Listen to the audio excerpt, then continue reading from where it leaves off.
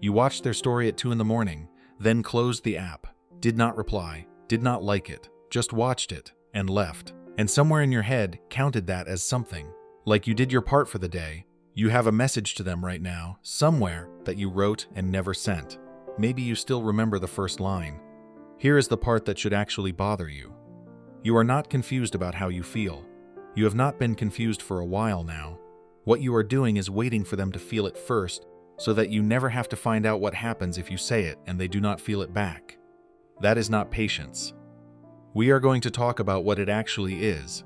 And there is a strange thing this pattern does to other people once somebody finally makes a move on you. Call this person the waiter, not because they are calm about it, because waiting is the entire strategy. Here is what a waiter actually does on a normal Tuesday. They open the chat. They read the last message again, even though they already know what it says. They type something. They delete it. They open the camera roll to find a story to react to instead, because reacting feels like contact without being contact. They close the app.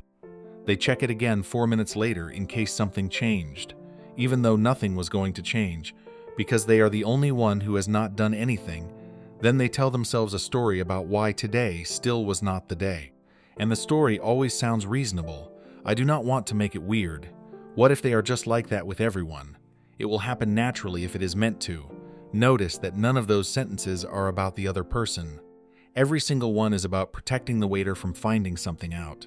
That is the whole tell. People assume the waiter is afraid of rejection.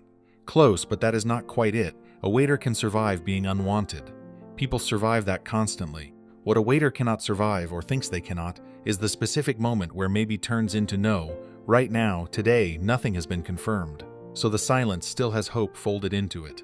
Every unanswered text, every story watched without a reply, every excuse for why they have not texted yet, all of it can still mean something good, because nothing has been said out loud to rule it out. The second they ask, that protection is gone.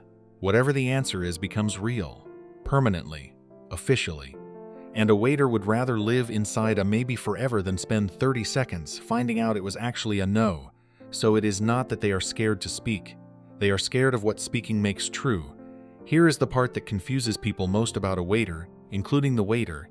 Tell them you like them, and watch what happens. They light up. They are warm, available, suddenly easy to talk to, suddenly funny, suddenly not awkward at all. None of that was missing. It was just never going to come out first. Now flip it.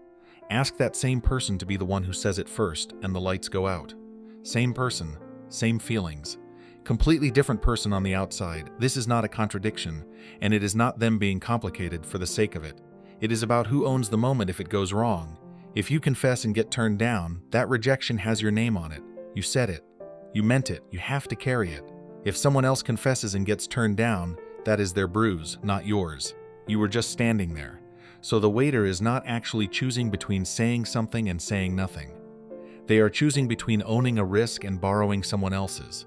And given the option, almost nobody chooses to own it first.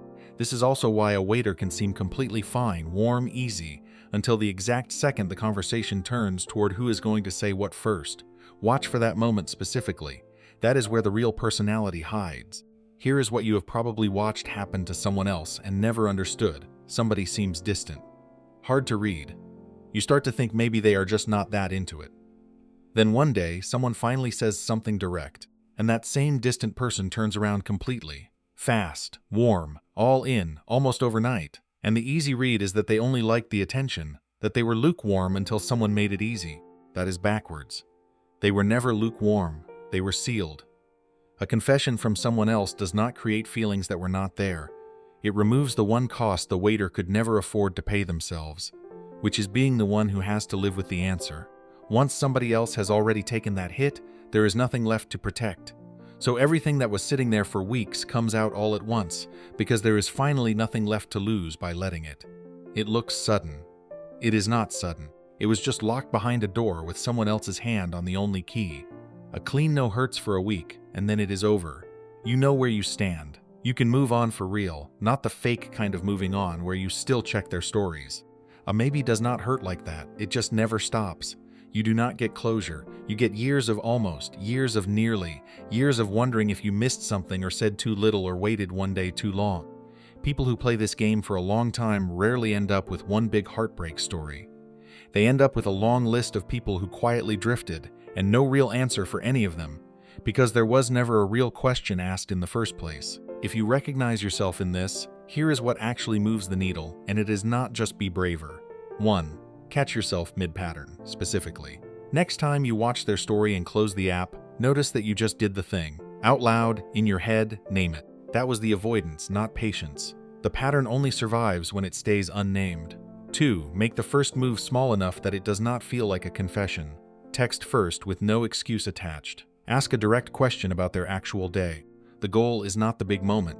The goal is proving to yourself that initiating does not end the world on something low stakes before you ever touch the high stakes version. 3. Set a deadline instead of waiting to feel ready. You will never feel ready. That feeling is not a signal, it is just fear with better PR. Pick an actual day this week and treat it like an appointment you already made. 4. Ask yourself the real question, not the soft one. Not what if they say no. Ask, can I survive an actual answer? Most people can. They have just never tested it because they never let themselves get one. If you are the waiter, here is the one line worth keeping. You are not afraid to say it. You are afraid of what the answer would make real. The silence was never neutral. It was just a maybe with no expiration date, and you have been calling that safety. If this hit close to home, say so in the comments.